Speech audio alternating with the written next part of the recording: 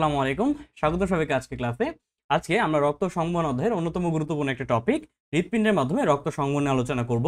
তো এর পূর্বে রক্ত সংবহন অধ্যায়ে 9টি একাডেমিক লেকচার হয়েছে। তোমরা যারা ক্লাসগুলো করেছো তোমরা জানো আমরা চেষ্টা করেছি একদম শুরু থেকে রক্ত সংবহন অধ্যায়টাকে বইয়ের টপিকে সিরিয়াল ওয়াইজ আমরা কমপ্লিট করার। তারই ধারাবাহিকতায় আজকে আমরা রক্ত সংবহনের অন্যতম বেসিক একটা পার্ট সংবহন নিয়ে আলোচনা করব। কেমন? তো চলো শুরু করি। তো এর পূর্বে তোমরা যারা এখনো টুটুলস একাডেমির যে ফেসবুক গ্রুপ রয়েছে সেখানে জয়েন হও নাই, তোমরা চাইলে টুটুলস একাডেমির ফেসবুক গ্রুপে জয়েন হতে পারো এবং টুটুলস একাডেমি ইউটিউব চ্যানেলটাকে সাবস্ক্রাইব করতে পারো। ফেসবুক গ্রুপে জয়েন হওয়ার লিঙ্কটা তোমরা ভিডিও ডেসক্রিপশনে পেয়ে যাবে। কেমন? ওকে, তো চলো শুরু করি। তো দেখো, আমরা আজকে ক্লাসের টপিক নির্ধারণ করছি হৃৎপিণ্ডের মাধ্যমে রক্ত সংবহন। তো ফার্স্ট অফ অল আমাদের বুঝতে হবে যে হৃৎপিণ্ড জিনিসটা কি। তো ফাইন, আমরা জানি যে হৃৎপিণ্ড মানে হচ্ছে একটা পাম্প যন্ত্র। কেমন? হৃৎপিণ্ড মানে হচ্ছে একটা পাম্প যন্ত্র। তার মানে তুমি এই কথাটা দ্বারাই বুঝতেছো যে হৃৎপিণ্ড যেহেতু একটা পাম্প যন্ত্র, তাহলে সে কি করবে ভাই? সে হচ্ছে পাম্প করবে। পাম্প করা মানে কি বলতো? পাম্প করা মানে হচ্ছে কোনো একটা জিনিসকে, কোনো একটা তরলকে এক জায়গা থেকে আরেক জায়গায় স্থানান্তরিত করবে।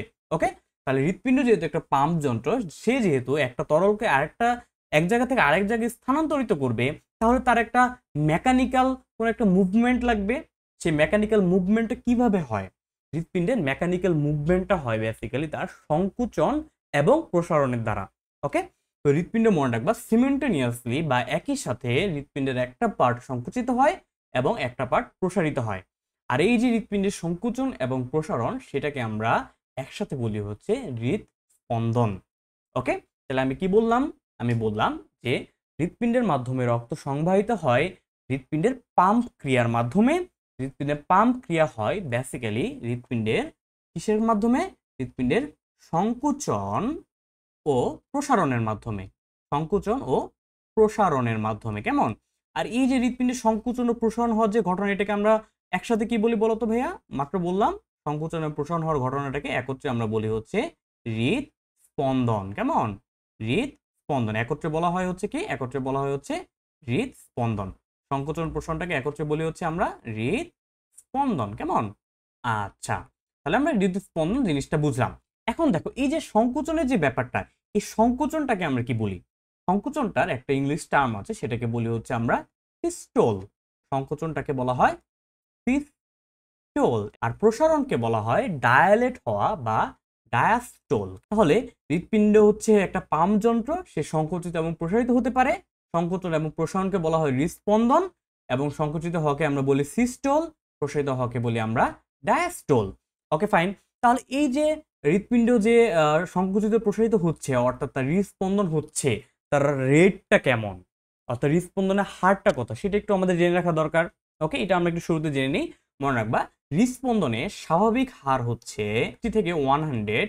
হৃদস্পন্দনের স্বাভাবিক হার হচ্ছে 60 থেকে 100 বিটস পার মিনিট। কেমন?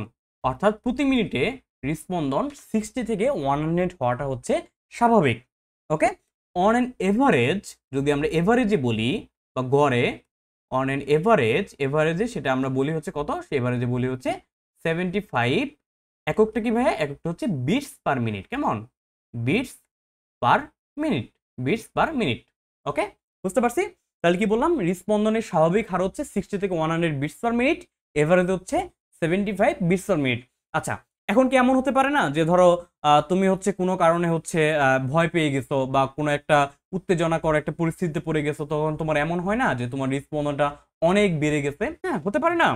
আচ্ছা, তো হৃদস্পন্দন যখন অনেক বেড়ে যায়, অর্থাৎ হৃদস্পন্দন যখন মনে রাখবা 100 এর বেশি হয়, যখন হৃদস্পন্দন হৃদস্পন্দন বা হার্ট রেট, হৃদস্পন্দনকে আমরা বলতে পারি হচ্ছে সংক্ষেপে heart rate, HR, H the heart, are the rate.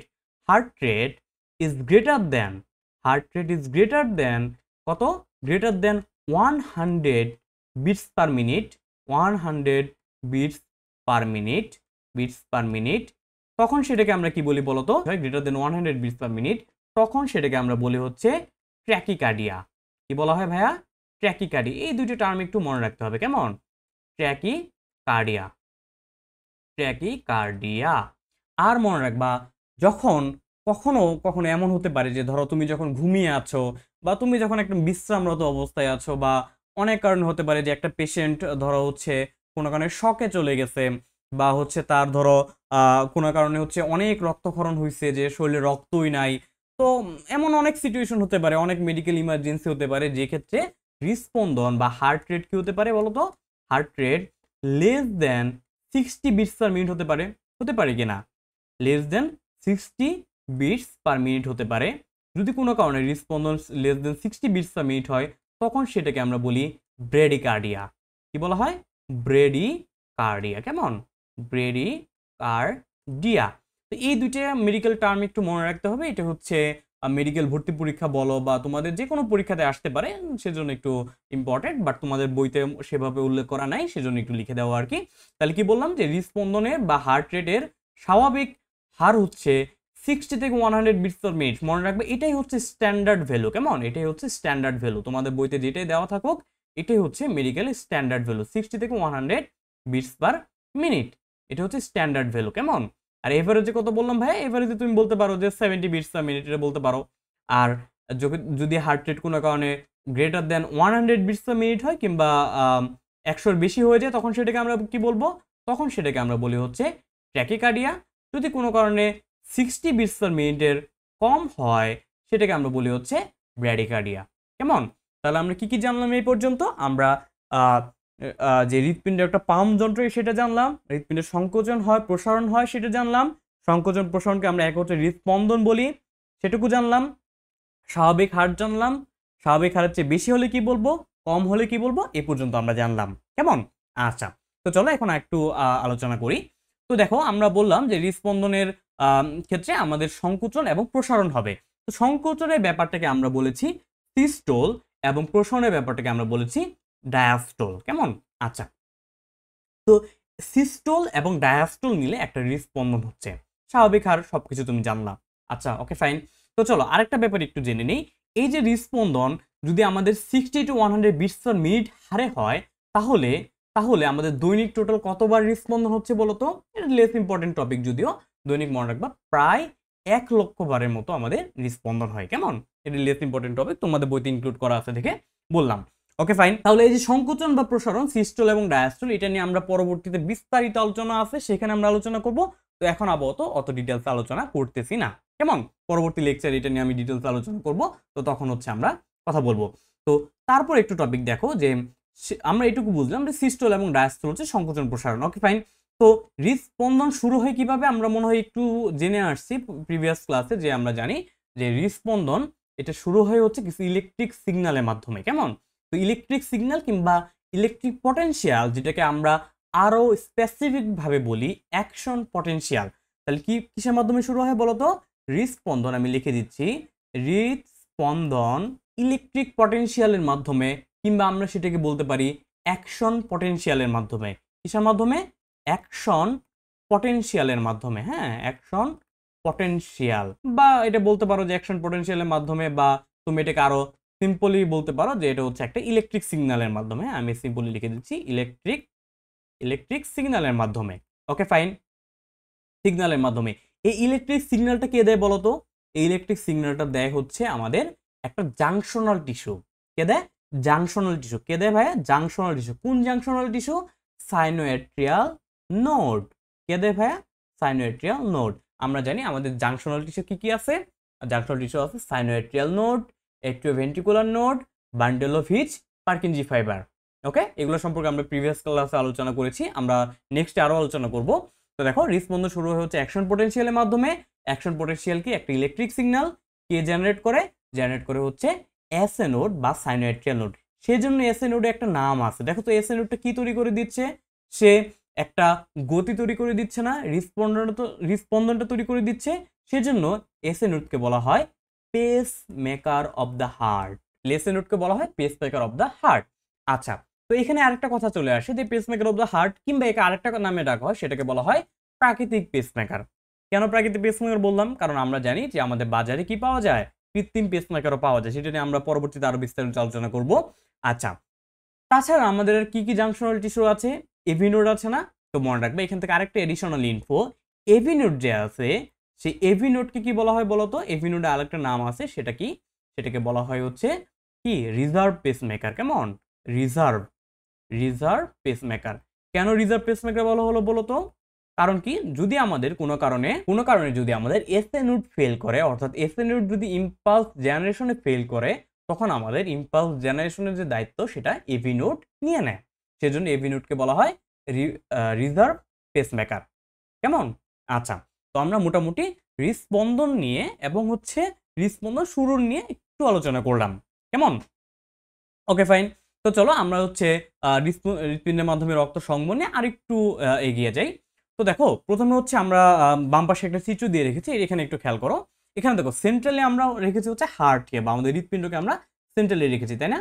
এবং তার দুই পাশে দেখো উপরে এবং নিচে, উপরে আমরা কি কাকে রেখেছি বলতো? উপরে রেখেছি আমরা লাংস বা ফুসফুসকে, এবং নিচে রেখেছি হচ্ছে আমাদের হোল বডি টিস্যুকে।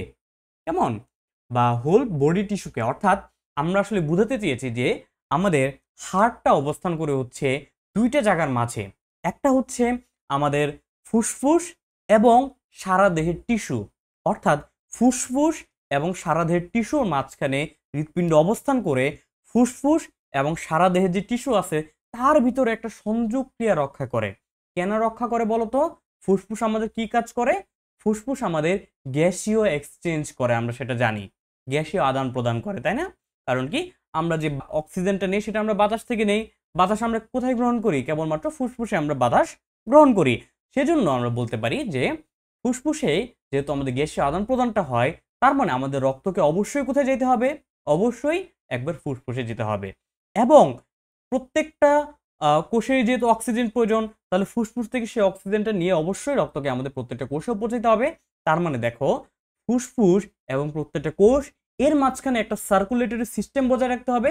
এই সার্কুলেটরি সিস্টেমটা কিন্তু মেনটেন করতেছে হচ্ছে আমাদের এই হার্ট। সেজন্যই কিন্তু আমরা হার্টকে বলেছি হচ্ছে একটা পাম্পিং মেশিন। বুঝতে পারছি? ওকে, ফাইন।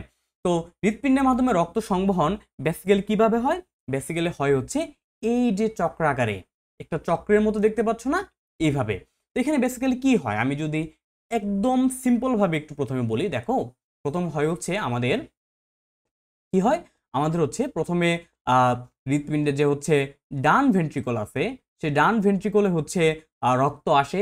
কোথা থেকে আসে বলো তো? ডান ভেন্ট্রিকলে রক্ত আসে হচ্ছে সুপিরিয়র ভেনা কাভা। দেখতে পাচ্ছ সুপিরিয়র ভেনা কাভা কোনটা? আচ্ছা, আমি দেখো সুপিরিয়র ভেনা কাভাটাকে আমি হচ্ছে নীল কালি দিয়ে চিহ্নিত করতেছি। এই যে দেখো, এটা হচ্ছে সুপিরিয়র ভেনা কাভা। হ্যাঁ, এই যে দেখো, এটা হচ্ছে সুপিরিয়র ভেনা কাভা। এই যে এটা হচ্ছে সুপিরিয়র ভেনা কাভা। কেমন? এই যে এটা সুপিরিয়র ভেনা কাভা, আর এটা হচ্ছে ইনফিরিয়র ভেনা কাভা। এই যে এটা হচ্ছে ইনফিরিয়র ভেনা কাভা। তাহলে সুপিরিয়র এবং ইনফিরিয়র ভেনা কাভার মাধ্যমে রক্ত আমাদের রাইট এট্রিয়াম বা ডান অলিন্দতে আসে।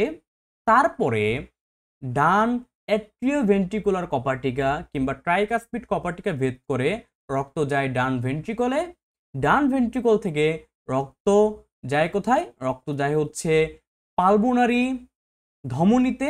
পালমোনারি ধমনীতে রক্ত যায় হচ্ছে কোথায়? এই যে দেখো পালমোনারি ধমনী, এই যে পালমোনারি ধমনী। পালমোনারি ধমনীর মাধ্যমে রক্ত যায় ফুসফুসে। এটা কেমন রক্ত বলতো? সুপিরিয়র এবং ইনফিরিয়র ভেনা কাভা দিয়ে কোন রক্ত আসতেছে? কোষ থেকে রক্ত আসতেছে। কোষ থেকে কোন রক্ত আসে? কার্বন ডাইঅক্সাইড যুক্ত রক্ত আসে কিংবা অক্সিজেন রিক্ত রক্ত আসে। কেমন? বা দূষিত রক্ত আসে। এই রক্তটা যাবে হচ্ছে ফুসফুসে। কেন? বিশোধনের জন্য। বিশোধন মানে কি? কার্বন ডাইঅক্সাইড মুক্ত হওয়ার জন্য। কি যুক্ত হওয়ার জন্য? অক্সিজেন যুক্ত হওয়ার জন্য। তাহলে অক্সিজেন যুক্ত হওয়ার জন্য রক্তটা কোথায় যাবে আমাদের? ফুসফুসে। ফুসফুসে গিয়ে রক্তটা আবার পালমোনারি ভেইন বা পালমোনারি শিরার মাধ্যমে, দেখো পালমোনারি শিরার মাধ্যমে রক্তটা যখন আসতেছে তখন সেটা কেমন রক্ত হয়ে যাচ্ছে? সেটা হয়ে যাচ্ছে হচ্ছে অক্সিজেন সমৃদ্ধ রক্ত। কেন? কারণ ফুসফুসে আমরা জানি গ্যাসীয় বিনিময় হচ্ছে। ফুসফুসে রক্তটা যাওয়ার পরে সেটা কৈশিক জালিকে বিভক্ত হচ্ছে এবং কার্বন ডাইঅক্সাইড সমৃদ্ধ রক্তটা কি হচ্ছে? অক্সিজেন সমৃদ্ধ রক্তে পরিণত হচ্ছে। কার্বন ডাইঅক্সাইড বের হয়ে যাচ্ছে এবং অক্সিজেন রক্তে প্রবেশ করতেছে। কোন প্রক্রিয়ায়? ব্যাপন প্রক্রিয়ায়। তাহলে সেখানে গিয়ে সেটা কার্বন ডাইঅক্সাইড সমৃদ্ধ রক্তটা হয়ে যাচ্ছে অক্সিজেন সমৃদ্ধ রক্ত, এবং সেটা পালমোনারি ভেইন বা ফুসফুসীয় শিরার মাধ্যমে হৃৎপিণ্ডের কোন প্রকোষ্ঠে ফিরে আসতেছে দেখো তো? এটা কি? এটা হচ্ছে হৃৎপিণ্ডের লেফট অ্যাট্রিয়াম। তাহলে ফুসফুসীয় শিরার মাধ্যমে হৃৎপিণ্ডের লেফট অ্যাট্রিয়ামে রক্তটা ফেরত আসতেছে। তার পরবর্তীতে লেফট অ্যাট্রিয়াম থেকে রক্তটা কোথায় যাচ্ছে? লেফট অ্যাট্রিওভেন্ট্রিকুলার বা মাইট্রাল কপার্টিকা দিয়ে রক্তটা যাচ্ছে হচ্ছে লেফট ভেন্ট্রিকলে।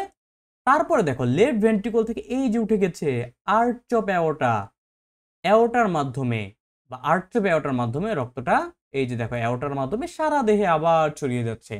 তার মানে দেখো রক্তটা কি হলো, প্রথমে প্রথমে সারা দেহ থেকে রক্ত সুপিরিয়র এবং ইনফিরিয়র ভেনা কাভার মাধ্যমে কোথায় আসলো, আমার আমার হৃৎপিণ্ডে আসলো। হৃৎপিণ্ড থেকে রক্তটা আমার হচ্ছে লাংসে গেল বা ফুসফুসে গেল, সেখান থেকে অক্সিজেন সমৃদ্ধ হয়ে রক্তটা আবার আমার ফুসফুসে হৃৎপিণ্ডে আসলো। হৃৎপিণ্ড থেকে রক্তটা আবার আমার সারা দেহে চলে গেল। এই যে একটা সার্কুলেশন, এটাই হচ্ছে আমাদের ব্লাড সার্কুলেশন বা রক্ত সংবহন। আমি একটা সিম্পল একটা ফিগার এঁকে আরেকবার তোমাদের একটু বোঝানোর চেষ্টা করি। দেখো আমি জাস্ট সিম্পল একটা ফিগার দেখানোর চেষ্টা করি। আমরা হচ্ছে বোঝার সুবিধার্থে আমরা হচ্ছে হৃৎপিণ্ড আঁকবো হচ্ছে এইভাবে। তোমরা খাতাতে চাইলে এইভাবে আঁকতে পারো। এভাবে আমরা হৃৎপিণ্ড আঁকবো। এখানে আমরা কি কি দিব বলো তো? একদম নর্মাল আমরা হৃৎপিণ্ড দিব। কি কি দিব এখানে বলো? এটা হচ্ছে কি রাইট এট্রিয়াম, কেমন? এটা হচ্ছে কি? এটা হচ্ছে লেফট এট্রিয়াম। এটা হচ্ছে রাইট ভেন্ট্রিকল, এটা হচ্ছে লেফট ভেন্ট্রিকল, কেমন? তাহলে রাইট এট্রিয়ামে রক্ত কই থেকে আসবে বলো তো? রাইট এট্রিয়ামে রক্ত আসবে হচ্ছে দেহ থেকে, তাই না? তাহলে এটা হচ্ছে আমরা দেব হচ্ছে দেহ। হ্যাঁ, এটা হচ্ছে দেহ। আচ্ছা, আর আচ্ছা দেহটা আমরা হচ্ছে অন্য কালার দিয়ে দিচ্ছি। দেহে কেমন রক্ত থাকে বলো তো? দেহে হচ্ছে কার্বন ডাই অক্সাইড সমৃদ্ধ রক্ত থাকে, তাই না? আচ্ছা, ঠিক আছে, আমরা দেহ দিচ্ছি। এটা হচ্ছে দেহ, আর এটা হচ্ছে ধরলাম আমরা এখানে দিলাম ফুসফুস, কেমন? এটা হচ্ছে ফুসফুস। তাহলে দেখো একদম সিম্পল ডায়াগ্রাম, তোমরা চাইলে পরীক্ষাতে এই ডায়াগ্রামও আঁকাতে পারো, কেমন? আচ্ছা, তাহলে আমাদের দেহ থেকে রক্তটা কোথায় আসতেছে? প্রথমে দেহ থেকে রক্তটা আসতেছে হচ্ছে কোথায় বলো? দেহ থেকে রক্তটা আসতেছে হচ্ছে রাইট অ্যাট্রিয়ামে, ঠিক আছে? রাইট এট্রিয়ামে। রাইট এট্রিয়াম থেকে রক্তটা আসতেছে হচ্ছে রাইট ভেন্ট্রিকলে, কেমন? রাইট ভেন্ট্রিকল থেকে রক্তটা কোথায় যাচ্ছে বলো তো ভাইয়া? রাইট ভেন্ট্রিকল থেকে রক্তটা যাচ্ছে হচ্ছে ফুসফুসে, কেমন? রাইট ভেন্ট্রিকল থেকে রক্তটা যাচ্ছে হচ্ছে ফুসফুসে। তাহলে ফুসফুসে যাওয়ার পর সেখানে কি হবে? রক্তনালীগুলো কোষিক জালিকে বিভক্ত হয়ে সেখানে গ্যাসীয় আদান প্রদান হবে, কেমন? গ্যাসীয় আদান প্রদানের সেখান থেকে কি আসবে বলো তো? সেখান থেকে আবার অক্সিজেন সমৃদ্ধ রক্তটা আসবে কোথায়? আসবে হচ্ছে লেফট এট্রিয়ামে। লেফট এট্রিয়ামে অক্সিজেন সমৃদ্ধ রক্ত আসলো। সে অক্সিজেন সমৃদ্ধ রক্ত কোথায় যাবে? লেফট এট্রিয়াম থেকে লেফট ভেন্ট্রিকল। লেফট ভেন্ট্রিকল থেকে সেই অক্সিজেন সমৃদ্ধ রক্তটা আবার সারা দেহে চলে যাবে, কেমন? সেটা আবার সারা দেহে চলে যাবে।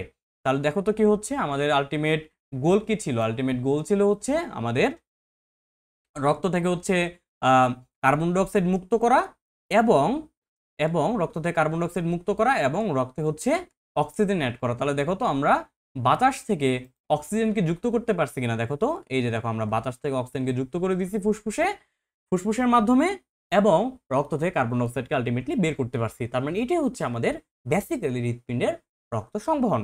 তো আমি খুব ডিটেলসে বললাম, আসলে এতটা ডিটেলসে তোমাদের প্রয়োজন নেই, কিন্তু যেহেতু আমি বুঝাচ্ছি সেজন্য আসলে এত ডিটেলসে বলা, কেমন?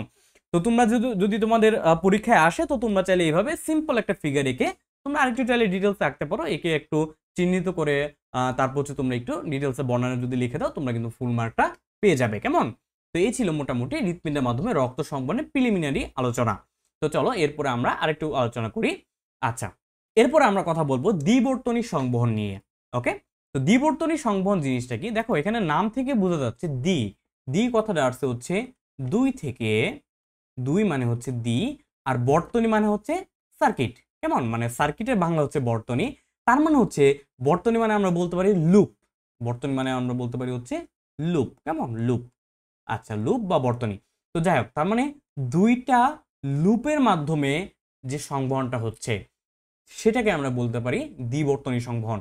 তো দেখো আমরা যদি আমাদের ফিগারটা একটু ভালো করে খেয়াল করি, তোমরা বাম পাশে ফিগারটা একটু দেখো, এখানে দেখবা যে এই যে আমরা যে চিত্রটা দেওয়া আছে সেখানে দেখো রক্তটা প্রথমে কি হচ্ছে, এখানে যে কার্বন ডাই অক্সাইড সমৃদ্ধ যে রক্তটা আছে সেটা সেটা হৃৎপিণ্ড সেটা হচ্ছে মানব সারা দেহের যে কোষগুলো আছে সেইখান থেকে হৃৎপিণ্ডের মাধ্যমে ফুসফুসে যাচ্ছে, গিয়ে আবার সে কোথায় আসতেছে? আবার সে পুনরায় হৃৎপিণ্ডে ফিরে আসতেছে। তার মানে কার্বন ডাই অক্সাইড সমৃদ্ধ রক্ত, আমি যদি আবার একটু ফিগারটা আঁকি, দেখো দ্বিবর্তনী বলতে বেসিক্যালি বোঝানো হয়েছে যে সারা দেহ থেকে রক্তটা যেহেতু আমাদের প্রথমে রাইট এট্রিয়ামে আসতেছে, রাইট এট্রিয়ামে আসতেছে এবং রাইট এট্রিয়াম থেকে রক্তটা যাচ্ছে হচ্ছে রাইট ভেন্ট্রিকলে, রাইট ভেন্ট্রিকল থেকে যাচ্ছে হচ্ছে ফুসফুসে, রাইট ভেন্ট্রিকল থেকে রক্তটা যাচ্ছে হচ্ছে ফুসফুসে, ফুসফুস থেকে অক্সিজেন সমৃদ্ধ হওয়ার পরে রক্তটা আবার কোথায় আসতেছে বলো তো? রক্তটা আবার আসতেছে হচ্ছে আমাদের কোথায়? রক্তটা আবার আসতেছে হচ্ছে আমাদের লেফট অ্যাট্রিয়ামে। লেফট অ্যাট্রিয়ামে লেফট অ্যাট্রিয়াম থেকে রক্তটা আসতেছে লেফট ভেন্ট্রিকলে, লেফট ভেন্ট্রিকল থেকে রক্তটা আবার পুনরায় আসতেছে হচ্ছে আমাদের সারা দেহে। তাহলে দেখো তো এখানে বেসিক্যালি কয়টা লুপ তৈরি হয়েছে? এখানে বেসিক্যালি দুইটা লুপ তৈরি হয়েছে। দুইটা লুপ তৈরি হওয়ার পিছনে কারণ হচ্ছে, একটা হচ্ছে আমাদের দেহ থেকে যেহেতু রক্তটা একবার আমাদের হৃৎপিণ্ড হয়ে ফুসফুসে গিয়েছে, এবং ফুসফুস থেকে যেহেতু রক্তটা আবার অক্সিজেন সমৃদ্ধ হয়ে দেহে আসছে, দ্যাটস ওয়াই এটাকে বেসিক্যালি বলা হয় দ্বিবর্তনী সংবহন। কেমন? তাহলে যেহেতু হৃৎপিণ্ডটা রক্তকে দুইবার ক্রস করতেছে, অর্থাৎ আমাদের সারা দেহে রক্তটা একবার কাজ করার জন্য, অর্থাৎ সারা দেহে রক্তটা একবার পৌঁছানোর জন্য দুইবার হৃৎপিণ্ডকে ক্রস করতেছে, সেজন্য আমরা এই সংবহনকে বলতেছি হচ্ছে দ্বিবর্তনী সংবহন। যদি আমি আরেকবার বলি, দেখো তোমার কাছে যদি এখানে যদি একটা রক্তকণিকা থাকে, ধরো তোমার হচ্ছে এখানে একটা রক্তকণিকা আছে, আমি জাস্ট হচ্ছে এই হলুদ কালার দিয়ে বোঝাচ্ছি। তোমার এখানে একটা রক্তকণিকা আছে, ধরো এই রক্তকণিকা যদি তোমার সারা দেহ ঘুরে আবার এখানে আসতে হয়, তাতে দুইবার হৃৎপিণ্ডকে অতিক্রম করতে হবে। কয়বার? দুইবার হৃৎপিণ্ডকে অতিক্রম করতে হবে। কেমন? দুইবার হৃৎপিণ্ডকে অতিক্রম করতে হবে, যেহেতু সেজন্য হৃৎপিণ্ডকে অতিক্রম করতে হবে। তাহলে দেখো দ্বিবর্তনী সংবহন বলতে বেসিক্যালি বলা হচ্ছে যে তোমার একটা রক্তকণিকাকে তোমার দেহে কার্যকর হতে টোটাল দুইবার হৃৎপিণ্ডকে অতিক্রম করতে হচ্ছে। যেহেতু তাকে দুইটা লুপ অতিক্রম করতে হচ্ছে, দ্যাটস ওয়াই এই সংবহনকে বলা হচ্ছে দ্বিবর্তনী সংবহন। আশা করি বুঝাতে পেরেছি। কেমন? তারপরে তোমরা বইয়ের যে প্যারাটা আছে সেটা একটু রিডিং দিয়ে নিলেই এবং তার সাথে ব্যাখ্যাটুকু একটু পড়ে নিলেই তোমরা আশা করি বাকিটা বুঝে যাবে। তাহলে বুঝাতে পেরেছি যে দেখো আমি যদি একটু হাইলাইটেড দিয়ে দেখাই যে এই রক্তকণিকাটাকে রাইট এট্রিয়াম, রাইট ভেন্ট্রিকল গিয়ে ফুসফুস, তার মানে সে কিন্তু একবার হৃৎপিণ্ড অলরেডি অতিক্রম করে চলে গেছে। তারপরে ফুসফুস থেকে আবার লেফট এট্রিয়াম, লেফট ভেন্ট্রিকল থেকে আবার দেহ, তার মানে সে দ্বিতীয়বার হৃৎপিণ্ডে প্রবেশ করলো। অর্থাৎ তাকে একবার দেহে আসার জন্য, একবার এই পজিশনে ঘুরে আসার জন্য দুইবার হৃৎপিণ্ড অতিক্রম করতে হয়েছে। দ্যাটস ওয়াই সেটাকে বলতেছি আমরা দ্বিবর্তনী সংবহন। ক্লিয়ার? Okay fine. তো চলো তারপরে আমরা আগাই। এরপরের টপিকটা হচ্ছে হৃৎপিণ্ড কখনো অবসন্ন হয় না কেন, বা why is heart never ফেটিক। Okay fine. তো এর কারণটা হচ্ছে হৃৎপিণ্ডের যে পেশিগুলো নিয়ে তৈরি, যেটাকে আমরা বলি হচ্ছে হৃৎপেশি, সেই হৃৎপেশির একটা স্পেশাল ক্যারেক্টারিস্টিক আছে, সেটাকে বলা হয় হচ্ছে হৃৎপেশির একটি স্পেশাল ক্যারেক্টারিস্টিক বা স্পেশাল বৈশিষ্ট্য আছে। সেই স্পেশাল বৈশিষ্ট্য হচ্ছে হৃৎপেশির একটি স্পেশাল বৈশিষ্ট্য রয়েছে, সেই বৈশিষ্ট্যটাকে বলা হয় কি ভাইয়া? সেটা হচ্ছে রিফ্র্যাক্টরি পিরিয়ড। কেমন? হৃৎপেশির একটি স্পেশাল বৈশিষ্ট্য হচ্ছে রিফ্র্যাক্টরি পিরিয়ড, বা যেটাকে আমরা বলি হচ্ছে বাংলায় বলা হয় নিশারকাল। কেমন? নিশারকাল। Okay fine. তার মানে নিশারকাল নাম দেখে বুঝতে পারতেছো, নিশার তার মানে কি? সেটা হচ্ছে নিস্তেজ কাল, তাই না? নিস্তেজ কাল। Okay fine. তাহলে এই নিস্তেজ কাল সময়টা আসলে কি? ধরো আমরা একটা এক্সাম্পল দিয়ে বুঝি, জাস্ট একটা এক্সাম্পল। হ্যাঁ, এক্সাম্পল দিয়ে বুঝি আমরা। এক্সাম্পলটা ধরো এমন যে ধরো তোমার কাছে হচ্ছে একটা হৃৎপেশি আছে। হ্যাঁ, তোমার কাছে একটা হৃৎপেশি আছে। তুমি কি করলা? এই হৃৎপেশিরে কোনো একটা স্টিমুলেশন দিলা। ধরো তোমার এটা হৃৎপেশি, তুমি এর হচ্ছে সবুজ একটা স্টিমুলেশন দিতেছ। এই স্টিমুলেশন দেওয়ার ফলে সে হৃৎপেশিটা কি করলো? ধরো হচ্ছে সে 2 সেকেন্ড ধরে কাজ করলো। 2 সেকেন্ড সে কাজ করলো। 2 সেকেন্ড কাজ করার পরে সে কি করবে? সে 2 সেকেন্ড কাজ করার পরে আরো 1 সেকেন্ড সে হচ্ছে রেস্ট নিবে। আরো 1 সেকেন্ড সে রেস্ট নিবে। আরো 1 সেকেন্ড সে রেস্ট নিবে। তাহলে সে টোটাল কত সেকেন্ড ধরে সে, আমরা বললাম যে টোটাল সে কত সেকেন্ড ধরে কাজ এবং রেস্ট নিচ্ছে? Total 3 second. এই যে 3 সেকেন্ড, এই 3 সেকেন্ডের মধ্যে যদি তুমি কোনো স্টিমুলেশন দাও তাকে, তুমি যদি তাকে এই সময়ের ভিতর তাকে কোনো স্টিমুলেশন দাও এই সময়টার ভিতরে, তাহলে সে কোনো ধরনের রেসপন্স করবে না। No response. তাহলে এই সময়ের ভিতরে কোনো স্টিমুলেশন দিলে সে রেসপন্স করবে না। তার মানে আমরা সিম্পলি বুঝতে পারি যে কোনো একটা হৃৎপেশিকে যদি তুমি একটা স্টিমুলেশন দাও, সেই স্টিমুলেশনে সে এক্সাইটেড হওয়ার পরে, অর্থাৎ কাজ করার পরে একটা নির্দিষ্ট সময় পর্যন্ত সে রেস্ট নিবে। অর্থাৎ সে একটা নির্দিষ্ট সময় পর্যন্ত সে রেস্ট নিবে, সেই নির্দিষ্ট সময় পর্যন্ত সে কোনো কাজ করবে না। সেই সময়ে তুমি যদি তাকে অন্য কোনো স্টিমুলেশন দাও, তাতেও কোনো কাজ হবে না। সে রেস্ট সময়ে সে কি করবে? সে তার বজ্র পদার্থ অপসারণ করবে। সে তার বজ্র পদার্থ অপসারণ করবে। সে তার বজ্র পদার্থ অপসারণ করবে। ওকে, বজ্রপদার্থ অপসারণ করবে। অপসারণ করে, সেটা বজ্রপদার্থ অপসারণ করে। Okay fine. তাহলে এই যে 1 সেকেন্ড যাবত রেস্ট নিচ্ছে, ওই 1 সেকেন্ডের ভিতরে তুমি যদি তাকে নতুন করে স্টিমুলেশন দাও, তুমি ভাবলে যে ওকে ফাইন, কাজ তো শেষ, আমি নতুন করে স্টিমুলেশন দিই, তাহলে আবার নতুন করে কাজ শুরু করবে না, সে করবে না। এই যে 1 সেকেন্ড তাকে রেস্ট দিতে হবে তার বজ্রপদার্থ অপসারণ করার জন্য বা তার বিপাকীয় কাজ কমপ্লিট করার জন্য, এইটাকে বলা হয় হচ্ছে নিঃসারকাল বা রিফ্র্যাক্টরি পিরিয়ড। যেহেতু হৃৎপিণ্ডের এরকম নিঃসারকাল রয়েছে অর্থাৎ রিফ্র্যাক্টরি পিরিয়ড রয়েছে, এবং হৃৎপেশি, এবং আমরা বলতে পারি যে হৃৎপেশি হচ্ছে কেমন, হৃৎপেশি হচ্ছে দীর্ঘতম নিঃসারকালের অধিকারী। কেমন, দীর্ঘতম নিঃসারকাল থাকে হৃৎপেশি, কেমন দীর্ঘতম নিঃসারকাল এর অধিকারী হয়, অধিকারী বিধায় কি হয় না, অধিকারী বিধায় ক্লান্ত হয় না।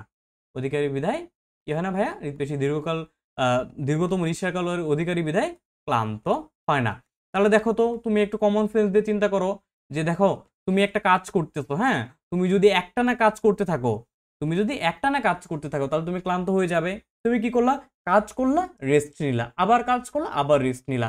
তাহলে তুমি এভাবে যদি কাজ করো, তুমি কিন্তু দীর্ঘ সময় পর্যন্ত কাজ করতে পারবে। তুমি তোমার নিজের লাইফের সাথে রিলেট করার চেষ্টা করো। পড়াশোনা করলাম যে তুমি হচ্ছে 1 ঘন্টা পড়লা, 5 মিনিট 10 মিনিট রেস্ট নিলা, আবার 1 ঘন্টা পড়লা, আবার 5 মিনিট 10 মিনিট রেস্ট নিলা, তাহলে তোমার ফ্যাটিগনেসটা আসবে না। হৃৎপিণ্ডের ক্ষেত্রেও সেম, যে হৃৎপিণ্ড কি করে, তার একটা রিফ্র্যাক্টরি পিরিয়ড রয়েছে বা তার একটা নিঃসারকাল রয়েছে।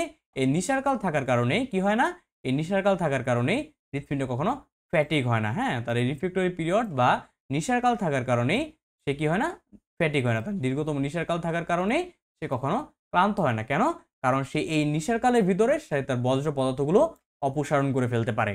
ওকে ফাইন, বুঝতে পারছি। আচ্ছা, তো তারপরে তোমরা হচ্ছে এটাকে ব্যাখ্যা দিয়ে লিখে ফেলবা, কেমন। আচ্ছা, তো চলো তারপরেটা আমরা হচ্ছে একটু দেখার চেষ্টা করি। তো এরপরে আমাদের হচ্ছে মেইন টপিকটা, যে মানবদেহ রক্ত সংবহন পদ্ধতি।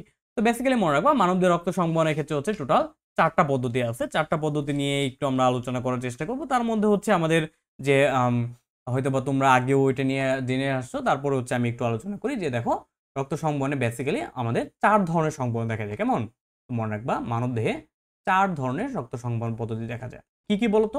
1 নম্বর হচ্ছে সিস্টেমিক সংবহন। 1 নম্বর হচ্ছে কি, সিস্টেমিক সংবহন। হ্যাঁ, 2 নাম্বার হচ্ছে সিস্টেমিক সংবহন, আরেকটা নাম হচ্ছে গ্রেটার সংবহন। হ্যাঁ, গ্রেটার সংবহন,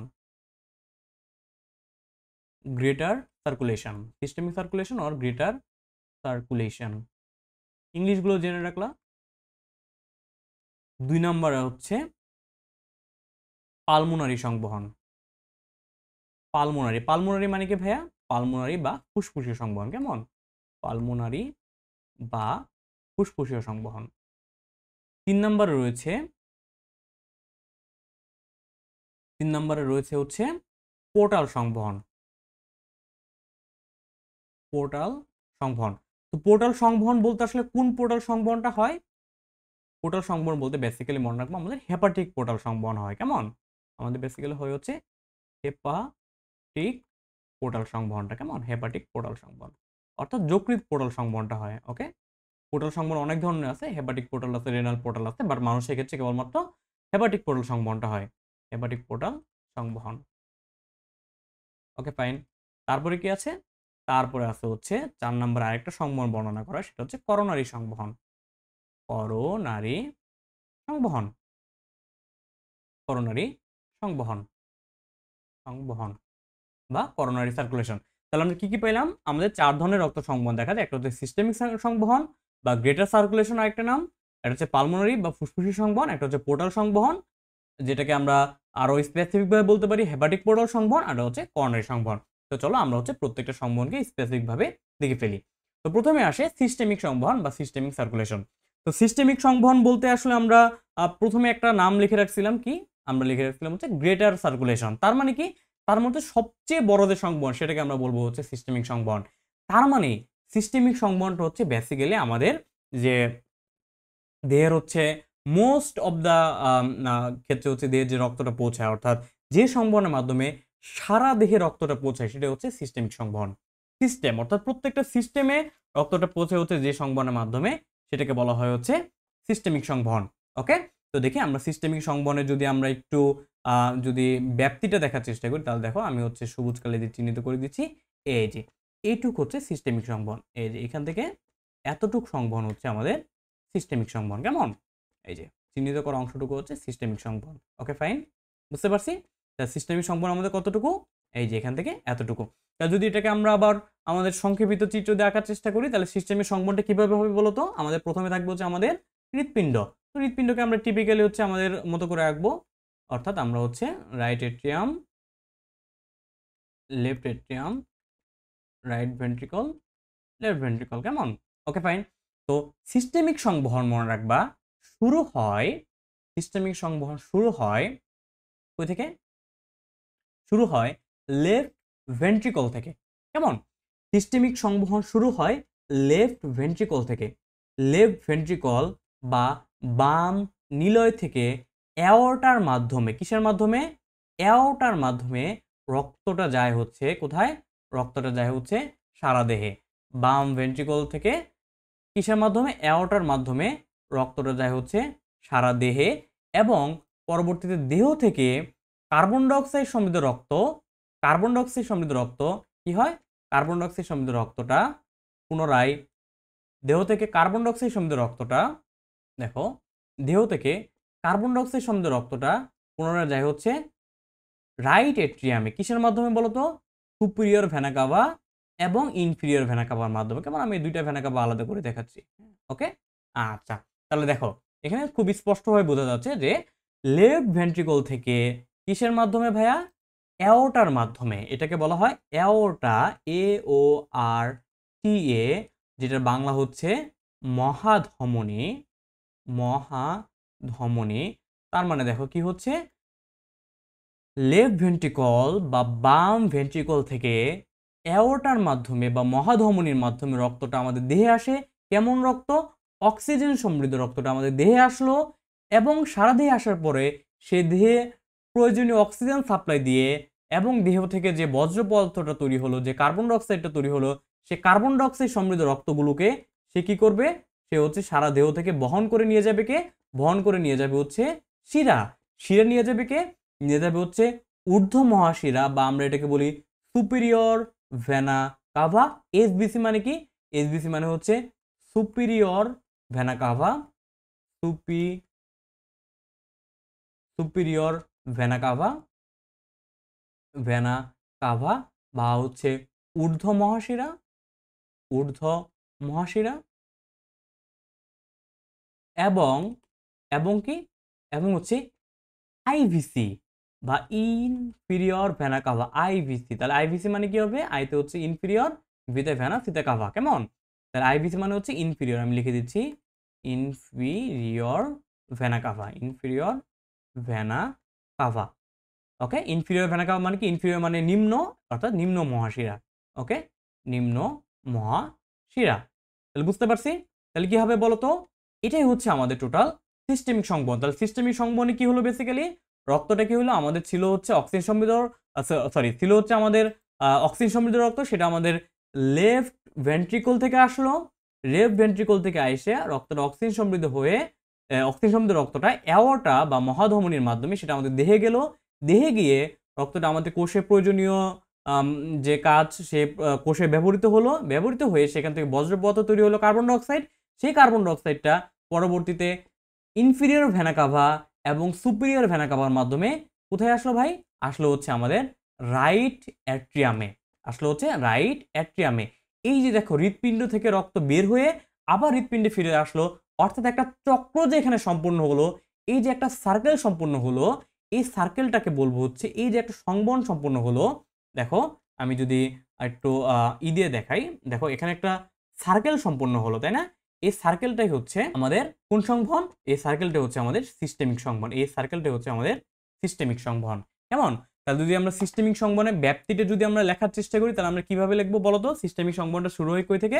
সিস্টেমিক সংবহনটা শুরু হয় হচ্ছে লেফট ভেন্ট্রিকল থেকে। কেমন, তাহলে আমি সংক্ষেপে লিখছি কই থেকে শুরু হয়? লেফট ভেন্ট্রিকল থেকে। লেফট ভেন্ট্রিকল থেকে রক্তটা কোথায় যাবে ভাইয়া? লেফট ভেন্ট্রিকল থেকে রক্তটা যাবে হচ্ছে কোথায়? অ্যাওর্টাতে। কেমন, অ্যাওর্টাতে।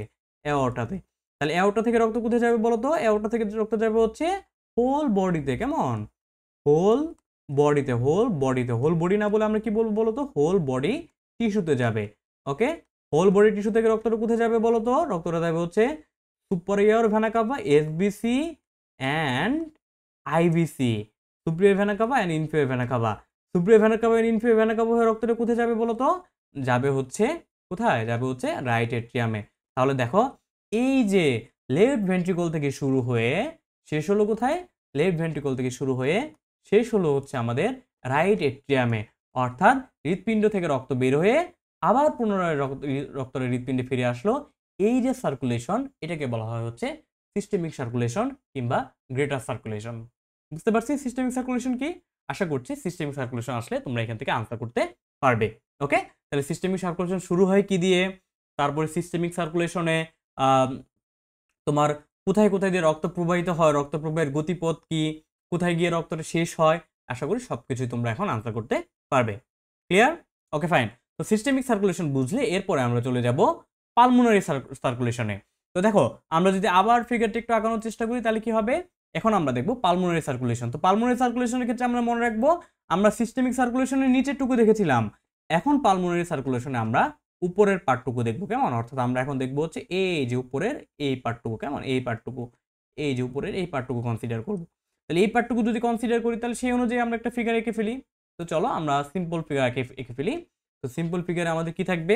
আমাদের আগের মতোই একটা হৃৎপিণ্ড থাকবে, যে হৃৎপিণ্ডটাকে হচ্ছে আমরা সিম্পল ভাবে আঁকবো। হ্যাঁ, হৃৎপিণ্ডটাকে আমরা আঁকবো হচ্ছে এভাবে।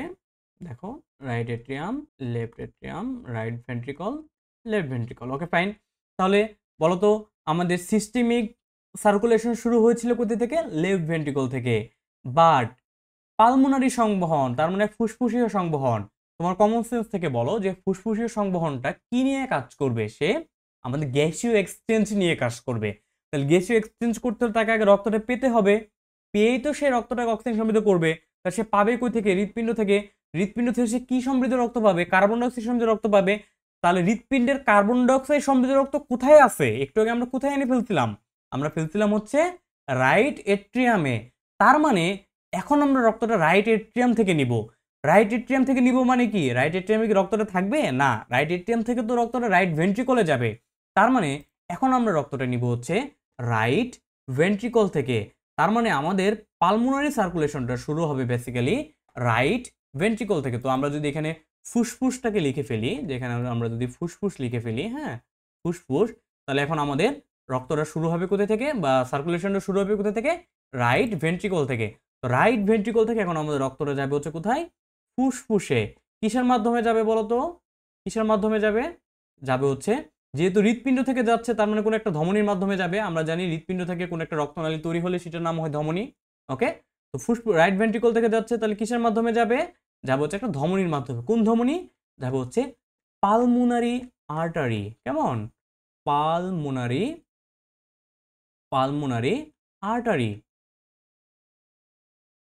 আর্টারি, বা এটাকে আমরা বাংলায় কি বলি? ফুসফুসীয় ধমনির মাধ্যমে। ওকে, ফুসফুসীয় ধমনী। পালমোনারি মানে ফুসফুসীয় আর আর্টারি মানে ধমনী। Okay fine. তাহলে ফুসফুসীয় ধমনির মাধ্যমে রাইট ভেন্ট্রিকল থেকে কার্বন ডাইঅক্সাইড সমৃদ্ধ রক্তটা ফুসফুসে গেল। তাহলে ফুসফুসে যাওয়ার পর কি হবে? সেখানে গ্যাসীয় এক্সচেঞ্জ হবে, অর্থাৎ কার্বন ডাইঅক্সাইডটা কি হবে? সেখান থেকে বের হয়ে বাতাসে চলে যাবে, তাই না? এবং সেখানে কি হবে বলতো? সেখানে কি ইনক্লুড হবে? সেখানে বাতাস থেকে কি আসবে? বাতাস থেকে অক্সিজেন আসবে, তাই না? তাহলে অক্সিজেন সমৃদ্ধ রক্তটা কি হবে বলতো? আবার ফুসফুস থেকে কোথায় যাবে? হৃৎপিণ্ডে আসবে। হৃৎপিণ্ডে কোথায় আসবে বলতো? হৃৎপিণ্ডে আসবে হচ্ছে কোথায়? আসবে লেফট অ্যাট্রিয়ামে, তাই না? লেফট অ্যাট্রিয়ামে রক্তটা আসবে। ওকে, একটু আগে মনে আছে? একটু আগে আমরা কি করেছিলাম? আমরা লেফট ভেন্ট্রিকল থেকে রক্তটা শুরু করেছিলাম, তাই না? লেফট ভেন্ট্রিকল থেকে আমরা সিস্টেমিক সার্কুলেশন শুরু করেছিলাম। লেফট ভেন্ট্রিকল থেকে আমরা অক্সিজেন সমৃদ্ধ রক্তটা নিয়েছিলাম। কেমনে নিয়েছিলাম? কারণ কি? কারণ হচ্ছে আমাদের তখন লেফট ভেন্ট্রিকল পর্যন্ত রক্তটা আমাদের লেফট অ্যাট্রিয়াম থেকে এসেছিল ফুসফুস থেকে। কারণ সেখানে আমরা জাস্ট সিস্টেমিক সার্কুলেশন নিয়ে কথা বলছিলাম, পালমোনারি নিয়ে কিছু বলিনি। এখন দেখো, আমরা যখন পালমোনারি নিয়ে কথা বলছি তখন দেখো রাইট ভেন্ট্রিকল থেকে, অর্থাৎ ডান নিলয় থেকে আমরা রক্তটা ফুসফুসীয় ধমনির মাধ্যমে ফুসফুসে নিয়ে গিয়ে সেখানে কার্বন ডাইঅক্সাইড মুক্ত করে অক্সিজেন যুক্ত করে পুনরায় আমরা কি করলাম? পুনরায় আবার এই অক্সিজেন সমৃদ্ধ রক্তটা লেফট অ্যাট্রিয়ামে ফিরিয়ে আনলাম। তাহলে দেখো রক্তটা হৃৎপিণ্ড থেকে একবার বেরিয়ে ফুসফুসে গেল, আবার ফুসফুসে হৃৎপিণ্ডে আসলো। তার মানে সে একটা এখানে সাইকেল কমপ্লিট করছে কিনা, সে একটা এখানে একটা সাইকেল কমপ্লিট করছে বা একটা চক্র কমপ্লিট করছে। তার মানে সেখানে একবার সংবহন কিন্তু হয়ে গেছে। আর এই সংবহনটা ফুসফুস এবং হৃৎপিণ্ডের মধ্যে হয়েছে, এটার নাম হচ্ছে পালমোনারি সংবহন বা ফুসফুসীয় সংবহন। বুঝতে পারছি? বলতো তারপরে কি হবে? ফুসফুস সংবহনের পরে কি হবে? আমি যখন রক্ত সংবহন পড়েছি তখন বলছিলাম এরপরে সিম্পল লেফট এটিএম থেকে রক্তটা লেফট ভেন্ট্রিকলে যাবে, এরপরে লেফট ভেন্ট্রিকল থেকে আবার চলে যাবে হচ্ছে আমাদের আগের স্লাইডে যদি যাই, এই যে দেখো লেফট ভেন্ট্রিকল থেকে চলে যাবে হচ্ছে আবার দেহ থেকে আবার চলে যাবে superior vena cava, inferior vena CAVA হয়ে রাইট এটিএম থেকে চলে যাবে হচ্ছে আবার কোথায়, আবার এই যে রাইট এটিএম থেকে চলে যাবে হচ্ছে রাইট ভেন্ট্রিকল। এই রাইট ভেন্ট্রিকল থেকে আবার হচ্ছে আমাদের এই যে আগের স্লাইডে চলে আসবে, অর্থাৎ আবার রাইট ভেন্ট্রিকল থেকে আবার ফুসফুস, আবার ফুসফুস থেকে আবার লেফট এটিএম, আবার লেফট এটিএম থেকে লেফট ভেন্ট্রিকল, তারপরে আবার এভাবে চক্রাকারে চলতে থাকবে। এটাই হচ্ছে আমাদের রক্ত সংবহন পদ্ধতি। দুইটা মেইন সার্কুলেশন, সিস্টেমিক সার্কুলেশন এবং পালমোনারি সার্কুলেশন মিলেই কিন্তু আমাদের দ্বিচক্রী সার্কুলেশনটা গঠিত হয়। কেমন? তাহলে বুঝতে পারছি? আচ্ছা, তাহলে আমাদের পালমোনারি সার্কুলেশনে যদি আমরা সারাংশটা করি, অর্থাৎ যদি আমরা ক্রমটা লিখি, তাহলে কি হবে বলতো? শুরু হয় কোথায় থেকে বলতো? পালমোনারি সার্কুলেশনটা শুরু হয় বেসিক্যালি রাইট ভেন্ট্রিকল থেকে। রাইট ভেন্ট্রিকল থেকে রক্তটা কোথায় যাবে বলতো? রাইট ভেন্ট্রিকল থেকে রক্তটা যাবে হচ্ছে পালমোনারি আর্টারিতে। কোথায় যাবে? পালমোনারি আর্টারিতে। কেমন? পালমোনারি আর্টারিতে। তাহলে পালমোনারি আর্টারি থেকে রক্তটা কোথায় যাবে? পালমোনারি আর্টারি থেকে রক্তটা যাবে কোথায়? একদম চিত্র দেখে দেখে বলো। যাবে হচ্ছে লাংসে। হ্যাঁ, লাংসে। তারপর লাংস থেকে কি হবে? সেখানে হচ্ছে গ্যাসীয় এক্সচেঞ্জ হবে, কার্বন ডাইঅক্সাইডটা বের হয়ে যাবে, অক্সিজেনটা হচ্ছে ইন হবে। হ্যাঁ, অক্সিজেনটা ইন হবে। তারপরে কি হবে? তারপরে হচ্ছে লাংস থেকে অক্সিজেন সমৃদ্ধ রক্তটা যাবে কোথায়? অক্সিজেন সমৃদ্ধ রক্তটা যাবে হচ্ছে লেফট অ্যাট্রিয়ামে। তাহলে দেখো শুরু হইলো কই থেকে? শুরু হইলো রাইট ভেন্ট্রিকল থেকে, শেষ হইলো লেফট অ্যাট্রিয়ামে। এই ছিল আমাদের পালমোনারি সংবহন। আশা করি বুঝাতে পেরেছি। কেমন? তো এইভাবে যদি তোমরা সিম্পল চিত্র যদি পরীক্ষা হলে এঁকে দিতে পারো আর ব্যাখ্যাটা যদি লিখে দিতে পারো, এখানে কিন্তু ফুল নাম্বার পাওয়ার সম্ভাবনা আছে। এখানে কিন্তু নাম্বার কাটার কোনো সুযোগ নেই। আশা করি বুঝাতে পেরেছি। ওকে, ফাইন। তো এরপরে আমরা তৃতীয় যে সংবহন পদ্ধতি অর্থাৎ পোর্টাল সংবহনে যাব। তো দেখো এখানে নামটা হচ্ছে পোর্টাল সংবহন, তো আমরা একটু নামটা বোঝার চেষ্টা করব প্রথমে। কেমন? তো পোর্টাল কথাটা আসছে বেসিক্যালি হচ্ছে কই থেকে? আসছে হচ্ছে পোর্ট থেকে। পোর্ট, হ্যাঁ, পোর্ট। পোর্টের বাংলা কি ভাইয়া? পোর্টের বাংলা হচ্ছে বন্দর। কেমন? বন্দর। তো বন্দর কথাটার সাথে আমরা হয়তো অনেকে পরিচিত। ধরো হচ্ছে আমরা হচ্ছে আমেরিকা, হ্যাঁ, আমেরিকা থেকে হচ্ছে আমরা একটা পণ্য ঢাকাতে আনবো। কেমন? আমেরিকা থেকে আমরা একটা পণ্য ঢাকাতে আনবো। তো আমেরিকা থেকে পণ্য পরিবহনের ধরো সবচেয়ে ভালো মাধ্যম হচ্ছে কি হতে পারে? জাহাজ। তো আমেরিকা থেকে জাহাজ কি ঢাকা পর্যন্ত যাবে? যাবে না। আমাদের কি করতে হবে? আমেরিকা থেকে একটা পণ্য যদি আমরা ঢাকা আনতে চাই, তাহলে আমরা যদি জাহাজে করে আনতে চাই, তাহলে আমাদের কি করতে হবে? মাঝখানে কোথায় নামাইতে হবে জাহাজ থেকে পণ্যটা বলো তো? জাহাজ থেকে আমেরিকা থেকে পণ্যটা জাহাজে তুলতে হবে, জাহাজ থেকে পণ্যটা ঢাকা আনার পথে আমাদের চট্টগ্রামে নামাইতে হবে, তাই না? চট্টগ্রামে পোর্ট বা চট্টগ্রাম বন্দরে কিন্তু আমাদের নিতে হবে। তাহলে দেখো আমেরিকা থেকে একটা পণ্য যদি আমরা ঢাকায় আনতে চাই, তাহলে আমাদের কি করতে হবে? এর মাঝখানে আমাদের একটা পোর্টে পণ্যটা নিতে হচ্ছে। অর্থাৎ একটা স্থান এ থেকে যদি আমরা একটা একটা স্থানে যেতে চাই, অর্থাৎ এ থেকে একটা রক্তকে যদি আমরা স্থানে পাঠাতে চাই, তার পূর্বে যদি আমরা সেই রক্তটাকে সি বা থেকে রক্তটা স্থানে যাওয়ার পূর্বে যদি সি নামক কোন একটা মাধ্যমিক স্তর পার করে যায়, অর্থাৎ কোন একটা পোর্ট হয়ে যায় যে সার্কুলেশনে, সেটাকে আমরা বলবো পোর্টাল সার্কুলেশন। তাহলে পোর্টাল সার্কুলেশন বলতে আমরা কি বুঝতেছি? যে রক্তটা দেহ হতে রক্তটা কি হবে?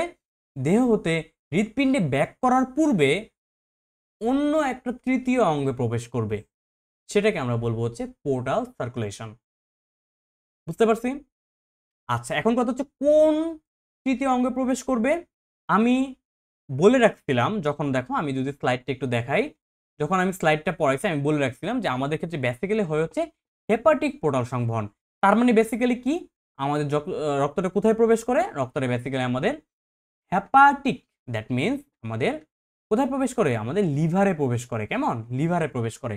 তার মানে মনে রাখবা, আমাদের দেহের যে রক্তগুলো রয়েছে, দেহের রক্ত মিনস আমাদের যে ভিসেরাল যে ব্লাডগুলো, দ্যাট মিনস আমাদের অন্ত্রীয় যে ব্লাডগুলো রয়েছে, যেমন আমাদের ক্ষুদ্রান্ত বলো, বৃহদান্ত্র বলো, এইখান থেকে যে সংগৃহীত যে ব্লাডগুলো রয়েছে, এই ব্লাডগুলো কি হয় আমাদের হৃৎপিণ্ডে ব্যাক করার পূর্বে তারা যকৃৎ রয়েছে সেই যকৃতের ভিতর দিয়ে পাস করে। এই সার্কুলেশনটাকে আমরা বলতেছি হেপাটিক পোর্টাল সার্কুলেশন।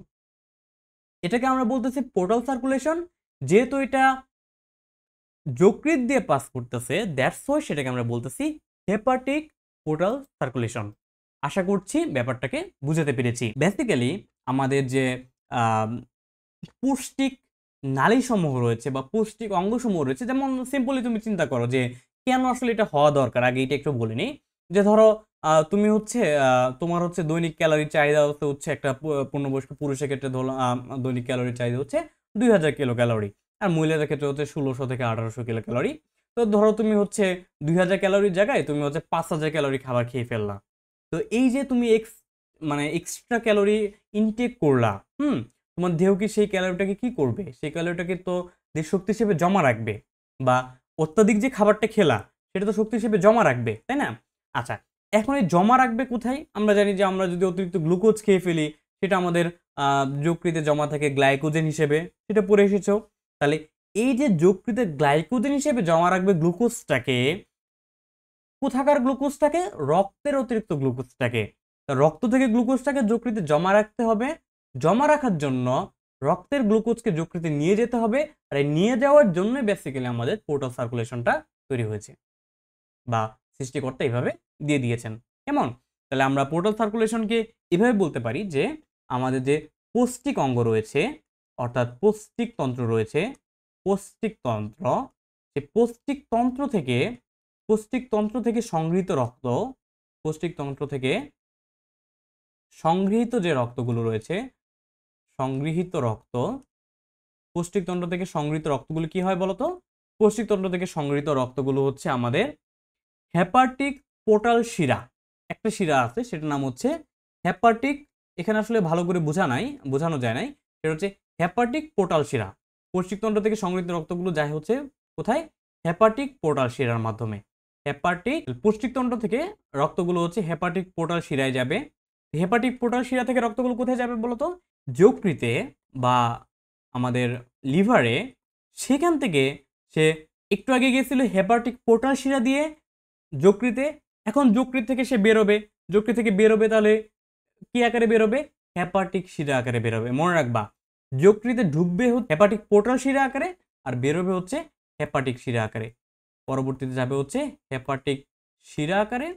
এই হেপাটিক শিরা পরবর্তীতে মিশবে কিসের সাথে বলতো? আমাদের দেহের নিম্নাংশের যে একটা যে শিরা রয়েছে, বড় শিরা, সেটার নাম কি? সেটার নাম হচ্ছে ইনফিরিয়র ভেনা কাভা বা নিম্ন মহাশিরা। কেমন? নিম্ন মহাশিরা, বা সেটাকে আমরা কি বলি বলতো? নিম্ন মহাশিরা, বা আমরা বলি আইভিসি, ইনফিরিয়র ভেনা কাভা। কেমন? IVC, inferior vena CAVA. সেই নিম্ন মহাশিরার মাধ্যমে কোথায় যাবে বলতো? নিম্ন মহাশিরার মাধ্যমে যাবে হচ্ছে রাইট এট্রিয়ামে। কেমন? তাহলে কি হয়েছে? পৌষ্টিক তন্ত্র থেকে সংগৃহীত রক্ত হেপাটিক পোর্টাল শিরার মাধ্যমে যকৃতে যাবে, যকৃত থেকে হেপাটিক শিরার মাধ্যমে নিম্ন মহাশিরা হয়ে রাইট এট্রিয়াম বা হৃৎপিণ্ডে যাচ্ছে। তাহলে দেখো, তুমি এখন আমাকে কোশ্চেন করতে পারো যে ভাইয়া, তাহলে আমাকে এখন এই পার্সপেক্টিভে, অর্থাৎ আপনি যে এই কথাগুলো বললেন, এই পার্সপেক্টিভে আমাকে এ, বি এবং সি চিহ্নিত জায়গাটা একটু বুঝাই দেন। আচ্ছা, ওকে, ফাইন। তো এই যে পৌষ্টিক তন্ত্র, সেটা কি আমাদের দেহের একটা পার্ট না? দেহের একটা পার্ট, ওকে, ফাইন। তার মানে দেহে থেকে রক্তটা যাচ্ছে, দেহকোষ থেকে রক্তটা যাচ্ছে, দ্যাট মিন এটা হচ্ছে আমাদের এ স্থান। সেখান থেকে আমাদের রক্তটা কোথায় যাচ্ছে? একটা ইন্টারমিডিয়েট একটা অঙ্গে যাওয়ার কথা। কোথায় যাওয়ার কথা? হচ্ছে আমাদের রাইট এট্রিয়াম, দ্যাট মিনস হৃৎপিণ্ডে। তাহলে এটা হচ্ছে বি। এ থেকে বিতে যাওয়ার পথে আমাদের রক্তটা কোথায় যাচ্ছে? যকৃৎ নামক একটা অঙ্গে যাচ্ছে, মানে যকৃতে যাচ্ছে। তাহলে সেটা হচ্ছে সি। তাহলে দেখো মিলে গেছে, যে অর্থাৎ আমাদের এ থেকে বিতে রক্ত যাওয়ার কথা, অর্থাৎ দেহ থেকে রক্তটা আমাদের কোথায় ব্যাক করার কথা? আমাদের হৃৎপিণ্ডে ব্যাক করার কথা। সেটা করার পথে সে তৃতীয় আরেকটা স্থানে যাচ্ছে, অর্থাৎ যকৃতে হয়ে যাচ্ছে। সেজন্য এটাকে আমরা বলতেছি পোর্টাল সার্কুলেশন। আর যেহেতু যকৃত হয়ে যাচ্ছে, দ্যাটস ওয়াই এটাকে আমরা বলতেছি হেপাটিক পোর্টাল সার্কুলেশন। বুঝতে পারছি? ওকে, আচ্ছা। তো হেপাটিক পোর্টাল সার্কুলেশনটা বেসিক্যালি কেন দরকার? ওই যে বললাম যে আমরা যদি অতিরিক্ত খাদ্য গ্রহণ করি তাহলে সেই অতিরিক্ত খাদ্যটা আমাদের যকৃতে জমা থাকে। যেমন অতিরিক্ত যদি কার্বোহাইড্রেট গ্রহণ করি তাহলে সেটা গ্লাইকোজেন হিসেবে জমা থাকে। তারপর যদি অতিরিক্ত আমরা যদি নন কার্বোহাইড্রেট গ্রহণ করি তাহলে সেটা হচ্ছে কি গ্লুকোনিওজেনেসিস প্রক্রিয়ায় হচ্ছে গ্লাইকোজেন হিসেবে জমা থাকে। আবার যখন আমরা হচ্ছে কি করি, যখন আমরা ধরো ফাস্টিং পিরিয়ডে থাকি বা যখন হচ্ছে আমরা উপোস থাকি বা রোজা রাখা অবস্থায় থাকে, তখন কি হয়, তখন কিন্তু আমাদের দেহ থেকে গ্লুকোজটা ভাঙতে থাকে। এই গ্লুকোজ ভেঙেও কিন্তু এই হেপাটিক শিরার মাধ্যমে, যকৃৎ থেকে হেপাটিক শিরার মাধ্যমে কিন্তু গ্লাইকোজেনটা ভেঙে আবার পুনরায় গ্লুকোজ রূপে রক্তে মিশে যায়। অর্থাৎ আমাদের দেহের হচ্ছে খাদ্যের সঞ্চয়ী ভূমিকাটা, অর্থাৎ দেহের যে খাদ্য সঞ্চয়ের যে ক্যাপাসিটি আছে সেটা মেনটেন করার জন্যই কিন্তু বেসিক্যালি এই পোর্টাল সার্কুলেশনটা প্রয়োজন। তাছাড়া যকৃতের হচ্ছে অন্যান্য অনেক আমরা জানি যে বিশ্লেষণমূলক কার্যপ্রণালী রয়েছে, কারণ আমরা যকৃতকে হচ্ছে রাসায়নিক গবেষণাগারও বলি, অর্থাৎ অনেক ধরনের রাসায়নিক বিক্রিয়া হয়। সেগুলো হওয়ার জন্য কি হয়, যকৃতে প্রচুর পরিমাণে মেটাবলিজম হয়, সেগুলো হওয়ার জন্য যকৃতে আমাদের রক্তটাকে যেতে হবে। তো এইগুলোর জন্য বেসিক্যালি এই মানবদেহে এই পোর্টাল সার্কুলেশনটা রয়েছে। কেমন? ওকে, ফাইন। তো পোর্টাল সার্কুলেশন বুঝলে আমাদের লাস্ট একটা সার্কুলেশন রয়েছে, সেটা হচ্ছে করোনারি সার্কুলেশন বা করোনারি সংবহন। তো করোনারি সংবহন জিনিসটা কি? তো দেখো, আমরা আসলে আজকে হৃৎপিণ্ডের সংবহন নিয়ে পড়তেছি, তাই না? মানে হৃৎপিণ্ড সে কিভাবে রক্ত পাম্প করে সেটা নিয়ে পড়তেছি। ধরো একটা মোটরের কথা চিন্তা করো, তোমাদের বাসায় পানি ওঠানো মোটর হতে পারে, বা হচ্ছে কোনো একটা মিলে কাজ করা মোটর, বা তোমার হচ্ছে গাড়ির চাকার মোটরের কথা চিন্তা করতে পারো। সে আসলে কি করে? সে আসলে এনার্জিটাকে ট্রান্সফার করে, তাই না? সে হচ্ছে ধরো একটা গাড়ির চাকার মোটর, সে হচ্ছে কি করে, সে হচ্ছে একটা গাড়িকে চালায়, কিন্তু সেই মোটরকে চালানোর জন্য তো আবার শক্তির প্রয়োজন পড়ে। তেমনি তেমনি কি হয়, তেমনি আমাদের হৃৎপিণ্ড কি করে, সে সারা দেহে অক্সিজেন পৌঁছায়, সারা দেহে অক্সিজেন পৌঁছানোর কাজ করে। বাট হৃৎপিণ্ড ইটসেলফ, সেও তো একটা অঙ্গ, তারও তো কোষ রয়েছে, তারও তো টিস্যু রয়েছে। তার মানে তার যেহেতু জীবিত কোষ রয়েছে, তার যেহেতু কোষে মাইটোকন্ড্রিয়া রয়েছে, তারও অক্সিজেনের প্রয়োজন। তাহলে তাকেও কি করতে হবে? তাকেও রক্ত সাপ্লাই দিতে হবে। তাহলে হৃৎপিণ্ডের নিজের যে সংবহন, সেটাকে আমরা বলবো করোনারি সংবহন। তাহলে করোনারি সংবহন মানে কি? করোনারি সংবহন হচ্ছে হৃৎপিণ্ডের নিজের যে সংবহন। করোনারি সংবহন মানে হচ্ছে হৃৎপিণ্ডের নিজের যে রক্ত সংবহন, হৃৎপিণ্ডের নিজের যে রক্ত সংবহন, সেটাকে বলা হচ্ছে করোনারি সংবহন। নিজের রক্ত সংবহনকে বলা হয় করোনারি সংবহন। রক্ত সংবহনকে বলা হচ্ছে করোনারি সংবহন। বুঝতে পারছি? তাহলে করোনারি সংবহনটা কিভাবে হয়? মনে রাখবা, করোনারি সংবহন হয়ে হচ্ছে দুইটা করোনারি আর্টারির মাধ্যমে। হ্যাঁ, দুইটা করোনারি আর্টারির মাধ্যমে। তাহলে করোনারি সংবহন হয়ে হচ্ছে কিসের মাধ্যমে? দুইটা করোনারি আর্টারির মাধ্যমে। দুইটা কিসের মাধ্যমে? করোনারি আর্টারি, আর্টারি এর মাধ্যমে, আর্টারি এর মাধ্যমে। আচ্ছা, আরেকটা কথা, এই করোনারি মিনিংটা কি? করোনারির মিনিংটা হচ্ছে, করোনারি মিন্স হার্ট রিলেটেড কিছু একটা, হার্টের নিজস্ব সার্কুলেশন রিলেটেড কিছু একটা বললে সেটাকে আমরা বলি হচ্ছে করোনারি। যেমন ধরো অনেক তুমি হসপিটালে গেলে দেখবে যে সেখানে সিসিইউ লেখা থাকে, করোনারি কেয়ার ইউনিট। কেমন? অর্থাৎ করোনারি মিন্স তোমার হার্টের নিজের ব্লাড সার্কুলেশন সিস্টেম, এইটুকু জাস্ট মনে রাখো। কেমন? তাহলে দুইটা করোনারি আর্টারির মাধ্যমে কি হয়, হৃৎপিণ্ড নিজের রক্ত সংবহনটা মেনটেন করে। এই দুইটা করোনারি আর্টারির জাস্ট নাম একটু মনে রাখবা, খুবই সহজ, খুবই সহজ না? একটা হচ্ছে লেফট করোনারি আর্টারি, একটা হচ্ছে left coronary artery, left coronary artery, artery. আরেকটা হচ্ছে কি? আরেকটা হচ্ছে রাইট করোনারি আর্টারি। খুবই সহজ নাম, তাই না? Right coronary artery, left coronary artery এবং রাইট করোনারি আর্টারি। অর্থাৎ বাম বাম করোনারি ধমনী এবং ডান করোনারি ধমনী। কেমন? এটা হচ্ছে দুইটা করোনারি আর্টারিয়ার নাম। এই দুইটা করোনারি আর্টারি কই থেকে উদ্ভূত হয়? এই দুইটা করোনারি আর্টারি আমি একটু লিখে দেই যে উৎপত্তি লাভ করে কই থেকে? উৎপত্তি লাভ